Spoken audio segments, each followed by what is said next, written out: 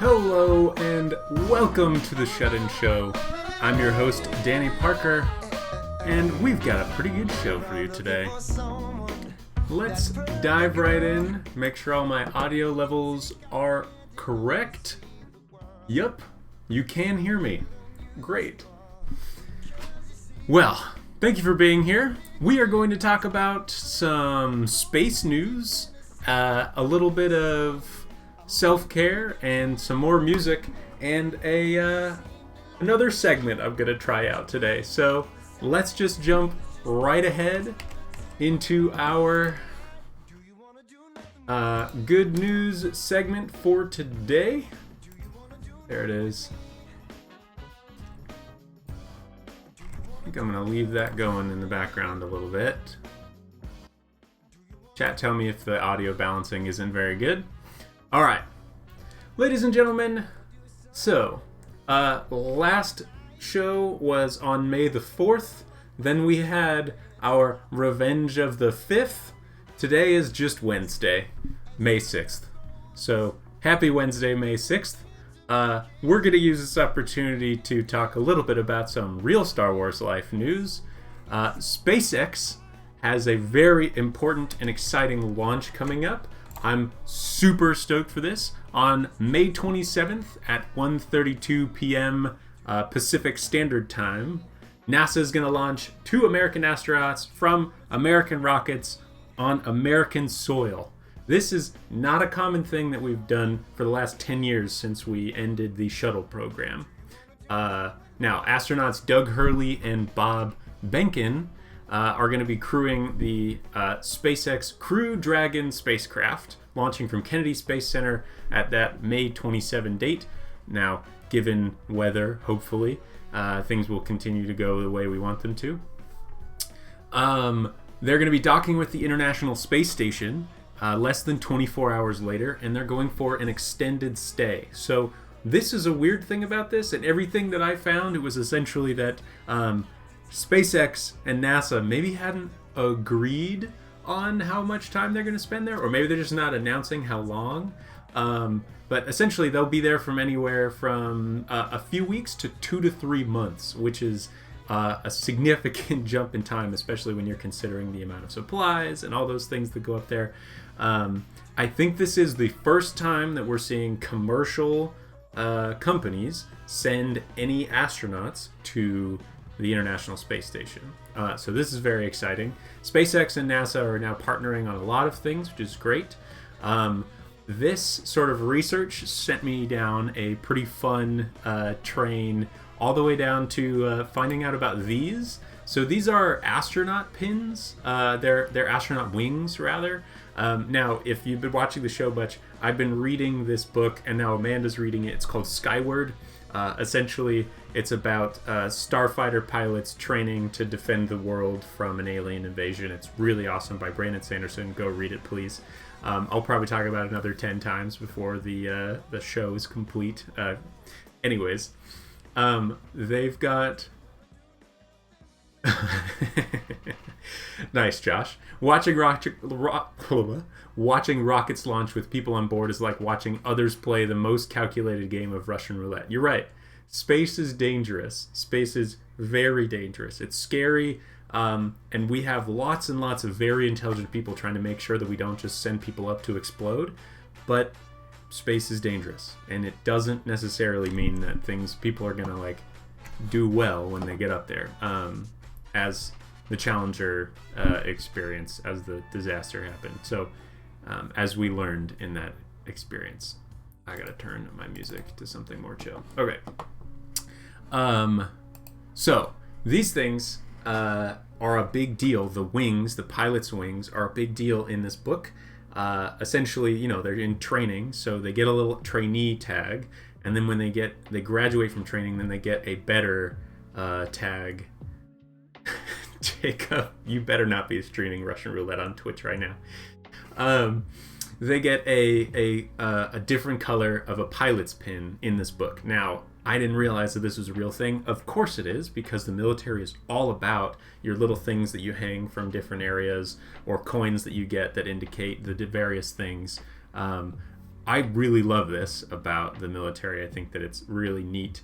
And I think, I don't know, there's a general fascination with this. I can kind of tell that like it's a thing that people like about the military, is that they've got all of their little badges and medals and things. That's why people collect this stuff. And so, yeah, these are examples of astronaut wings. So you've got the Army, the Air Force, the pilot, or rather that's the naval ones, so the flight officer and the pilot.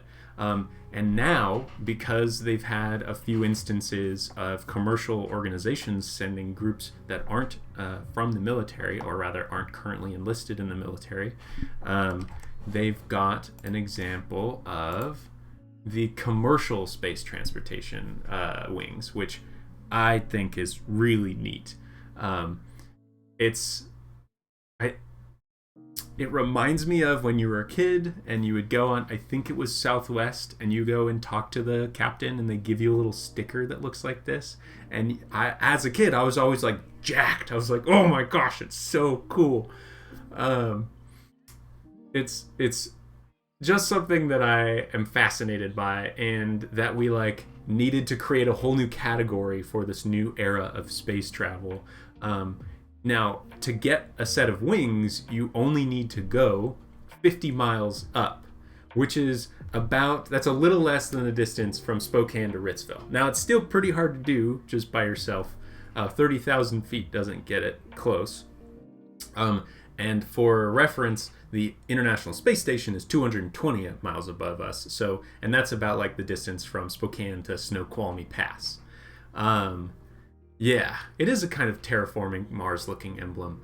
Essentially, this thing, I think this thing is it might be a render. I saw two different versions. One version was it had a more, looked like somebody who's a graphic designer for the government created it, and this looks like somebody who's a graphic designer for SpaceX made it.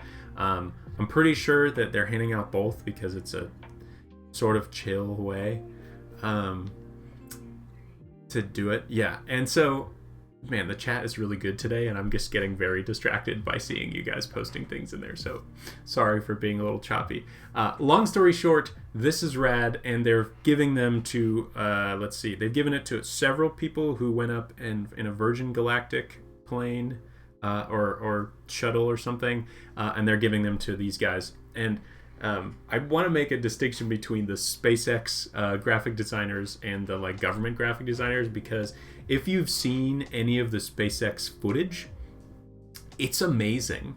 It's in they're creating these advertisements for their launches as if they're creating a space thriller movie. It's so exciting, and it gets me so jacked about space travel.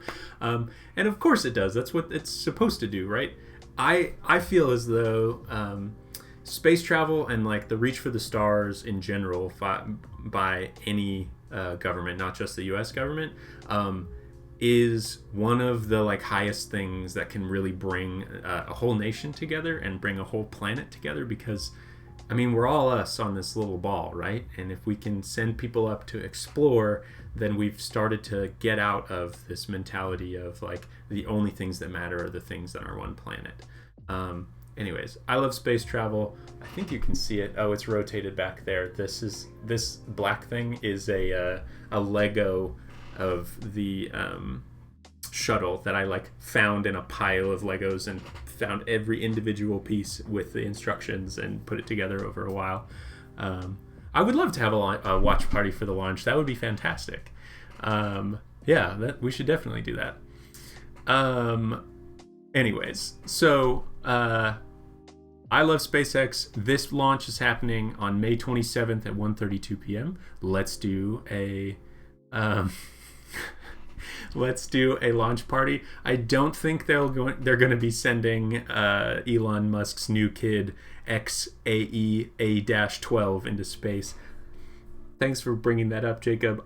I had a conversation with somebody on Instagram today about how that is the most disappointing, one of the most disappointing and ridiculous things that I've seen from Elon Musk. I think SpaceX and Tesla are really cool, and Hyperloop is really neat, and all these projects that essentially by sheer force of will and money he wills into existence these ridiculous things that then function.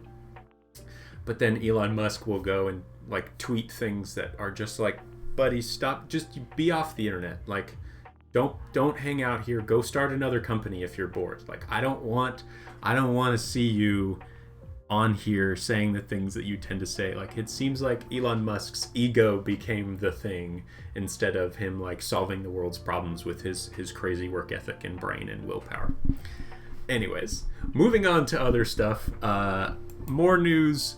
A video game that is very near and dear to my heart, called Destroy All Humans, is being remastered. Now, this game is, it originally came out in 2005 for the PlayStation 2, and I remember playing the crap out of it at my friend Brian's house when I was, I think, 11 and 12.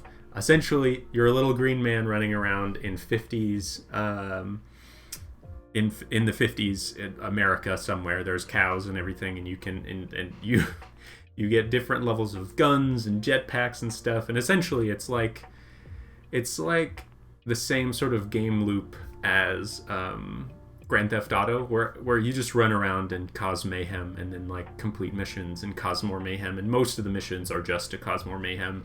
It's extremely fun. They're remastering this game, so it'll be out for its 15-year anniversary, gonna be re-released on July 28th, so I'll be looking forward to that. I almost just went and bought the like original game because you can just get it on Xbox now, but I think I'm gonna wait for the remaster. I'm a little curious why they didn't just do a sequel, but we'll see how it goes. I remember enjoying it a lot. It's probably not going to be standing up to its original magnitude, but alas, what can you do? Remastering games is the new live action remakes from Disney. All right, more fun things I want to talk about. The U.S. government has declassified UFO footage. I forgot to put an icon in here, so this is a SpaceX rocket. It's not a UFO. They're calling it unexplained aerial phenomena, and it's these videos were spotted by pilots in 2015, previously leaked by a company started by Tom DeLonge of Blink-182. He's the one with the weird, like, "Where are you?" kind of voice. Like, that's the guy who's he's like so into aliens that he got some stuff and released it. And now they've recently declassified some things, just like amidst everything else, all of the chaos that's happening right now. I wonder if this was like a calculated thing, like when should we release these? Oh, probably when it's like the most, we want people to pay attention to nothing all at once. It does make me wonder, like, so many things are going crazy right now that I'm wondering what's happening in the background while things aren't going crazy. Jacob keeps telling me that they're pulling a lot of stunts, essentially, with the environmental law and practices right now. So that's something I'm going to be keeping my eye on, and thanks for the heads up on that, by the way, Jacob. I'm pretty sure that I got the media set up ahead of time, but you know what? I'm going to get that set. Let's break to Amanda for the weather. Amanda Parker for the Shut-In Show's Weather Hour, and I am Amanda Parker, and it's weathering. Hurry. You can tell by the way that it is that it's winding, and also there's this 50-70 chance that it will rain presently. That's been the news with Amanda Parker.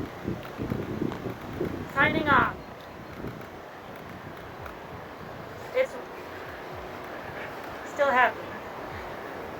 It's cold.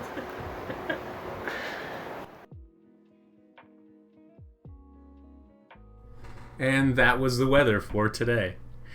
So that was not enough time for me to get this thing set up, and I do really want to show it to you because it's very, very, very funny. So let me double click a couple of things really fast. I got it all downloaded and I just forgot to set it up. I went on and I found there's like a whole web page of like the declassified things and like a subcategory of UFO stuff. It's great. There's just a lot of really funny stuff in there. I'm pretty sure this is what we want to see. The beginning might be a little slow, but later on it gets really great. Let's see. Transition.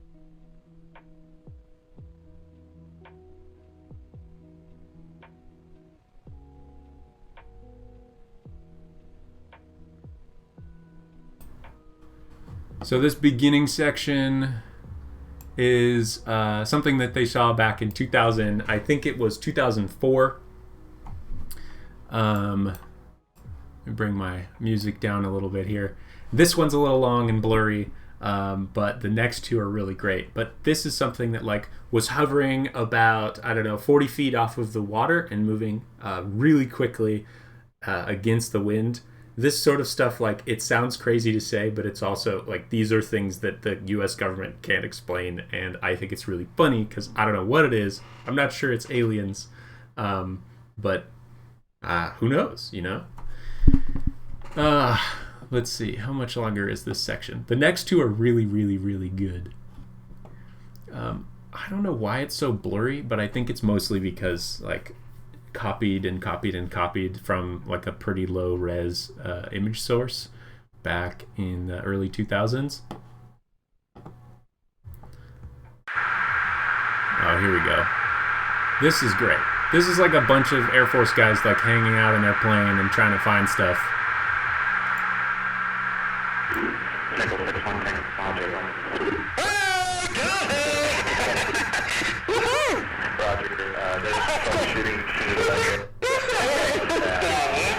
Moving car? No, I took an auto turn. Oh, okay. Oh my gosh, dude. Wow. Look at the fly. Oh my gosh, dude. Dude, that is a f***ing drone, bro. Definitely. There's a whole fleet of them. Look on the ASA. My gosh. They're all going against the wind. The wind's 120 knots from the west. Look at that thing, dude.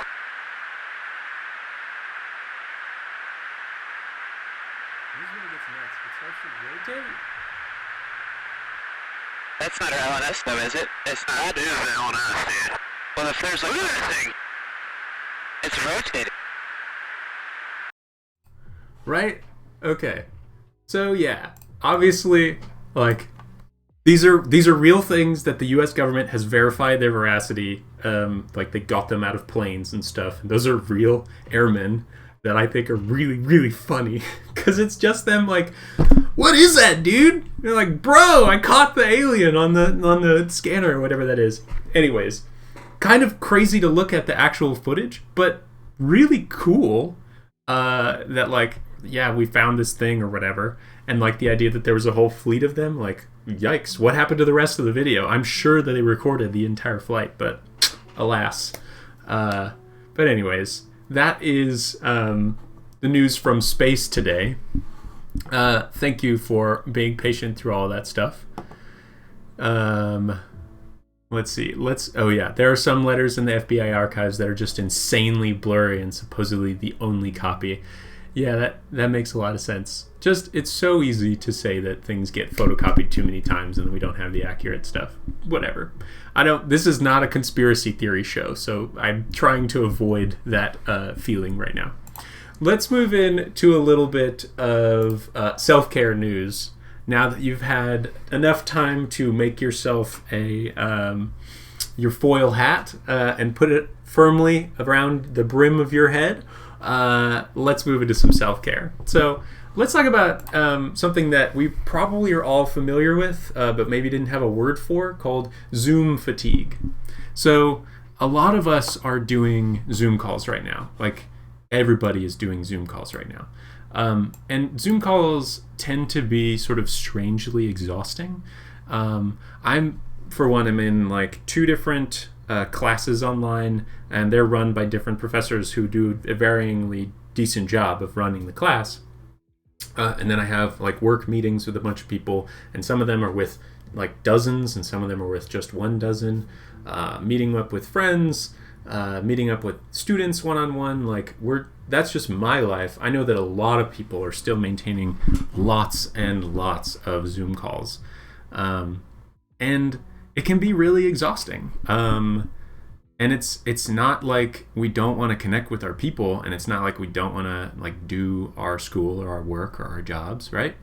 But it's just naturally going to be more tiring. This is from, I'm pulling a lot of this information from a BBC article posted to her Facebook page by Taylor Dietz.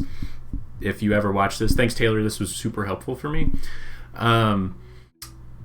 One of the things that it says is that Zoom calls require more focus. You need to work harder, like your brain actively works harder to process the nonverbal cues, facial expressions, tone and pitch of voice, and like the timing of everything. It just takes more energy for like mental and emotional energy for you to do the same level of communicating. Also, silence is a really big challenge in Zoom calls. When in a natural conversation between two people or even a group of people, there's a natural rhythm, right? You hear like every 7 minutes there's a lull in the conversation or whatever, right? And those lulls, they're natural and they're reliable, and it gives us sort of space to think and to re-engage. And even in a group of people, there might be like people on the outside who are having a conversation, and despite like the main focus of the energy in one area, that's just not possible over Zoom calls. And so when things are quiet, the host or just anybody there starts to worry about the technology going wrong. So there's this anxiety that sort of crops up of like, we need to be constantly talking or else something's wrong, right? Another thing from this article is that a 2014 study by some German academics say that delays of even like 1.2 seconds in a video call negatively shape our perceptions of the speaker or the listener. We perceive them to be less friendly or less focused, and that sort of latency like is pretty hard to pull off, especially when you get a lot of people. Everybody's internet is different. Your internet might even be interfering, and so the amount of latency, like we can get used to it, right? Like it's like, oh, it's not a big deal, but you have a much harder time feeling that connection that you would normally, and that's just a result of the process of trying to do these sorts of conversations on video calls. The article also talks about the sense of being watched. Especially in big video calls, like if there's 5, 6, 8, 10, 20 people or whatever, it's like watching TV and having the TV watch you back. You've got like 10 heads like staring at you out of the screen, and that on top of, if you've got your video there, it's really hard not to look at yourself and realize how you look and sort of start to think about that. And so these things start to really drag on a person, especially if we're doing it as much as we are right now. And especially given that like maybe we're on Zoom all day for work, and then in the evening we're going, okay, I want to connect with people, so I'm going to do Zoom for like a happy hour or to say hi to somebody. And even though we want to do those things and we want that human connection where we're not necessarily as on as we would be for a work call, we're still going to feel that onness and that drain. And that, like, on top of everything else, right, eye strain is a real thing. If you've got access to them, there's a kind of glasses that are like blue filtering. Sorry, that's probably really weird. You're not used to seeing me without my glasses on. It's off-brand. I don't have blue filtering lenses in here. Amanda has a pair. Erica just got a pair, and I've got some left over from when I was just buying stuff in high school for like video game stuff, I guess. Yeah. So it's something that I've thought about depending on how much I plan on spending online and on the computer during the day, because eye strain can really like give you a headache and make you feel tired on top of all this sort of more drain from the Zoom fatigue. One of the last things that they added here was that there's a self-complexity theory. So individuals have multiple aspects is the idea there, that like each aspect is context dependent. So for instance, me at home in my space versus me at school as a teacher versus me at school as a student. These are all like fairly distinct versions of me. And if I'm supposed to be doing that all in this computer mediated way, then my my atmosphere isn't changing, but my need to change my like personality is, and so I have a harder time switching into these different aspects of myself, and this variety, this theory says, this variety of aspects of your social roles, your relationships, your activities, your goals, right, the different things that you see in a day, this variety is very healthy, and we just have much less of that variety right now. So yes, this exists, and I've been wanting to talk about this for a while, actually, because it's obviously very deep and complex, and I think a lot of you probably understand this at sort of a core level, like you've experienced a lot of these things, but I'm going to talk a little bit now about what I think we can do about Zoom fatigue. At its most basic, try not to have Zoom calls if you don't have to. I think that a phone call is actually easier to connect with somebody over than a Zoom call. Now, if I'm sitting in front of my computer anyway, I'm probably going to choose a Zoom call, or maybe just an audio Discord chat or something, right? So that we can kind of be on the same page and, we're all there. But if I'm trying to connect with somebody and I just want to connect with one person, I try to go for a walk and take my phone and my call on a walk. But specific other things to do when say you can't stop having Zoom calls. I certainly can't. Always be turning off your mic if you're not chatting, right? That reduces the feeling of being on a stage. And turn off your camera. It might feel a little weird, but the larger the group, the easier it is to turn off that camera. And I think that just in general, turning the camera on should be optional. What I did yesterday in a class is that I popped on the chat and my video camera was off. I was sitting outside actually, in the shade with my laptop, which was really, really nice. And I was, the camera wasn't on at the beginning, in part because I had low internet from that area. But then I popped on when somebody referred to me. I unmuted everything and responded, and then kind of went back. And as long as the chat feels like people are actually able to interact with you, and you're still there, right? That's the one issue, is that people would feel like you're not there anymore. But if you're actively participating and you're doing whatever, then it's a very reasonable and viable way to do a video chat. It's just to turn your camera off. You're not going to worry about it, and neither will they after a while. Now, if you can't do that, then do what you can to find the setting to mute your view of yourself. Having yourself to look at is always really hard not to stare. Like right there is a video of me, and I've had to like really train myself just to make sure that I'm not staring at it constantly, because it's like, we like to see our own faces. It's moving, it's distracting. I don't know exactly what our brains are doing when they're telling us to look at ourselves constantly, but it's like a magnet. It's really hard not to. And I feel like I can slip into the flow of a conversation much, much easier if I don't view myself at all. And I do this for like my D&D sessions, my video chats with family, and for work. Like, it's just much easier once you like set up and make sure, okay, my background's fine and I'm wearing clothes, right? You're good to go. I also would say that limit your group calls, like your fun group calls, to just a few people, and try to have a predefined time limit. Your time limit can leave you wanting a little more, and that's actually a really good thing. Because these things can be so inherently exhausting, the ending of a video call is even worse and more awkward than the ending of like a phone call. And so if you say like, hey, let's chat for 40 minutes or a half hour or an hour, even if you guys have a lot that you want to hang out and talk about, it, for me at least, makes me feel more energized to want to do that more often and more regularly than it would be to say like, okay, I don't know how long this is going to be. I have to block out a lot amount of time or whatever.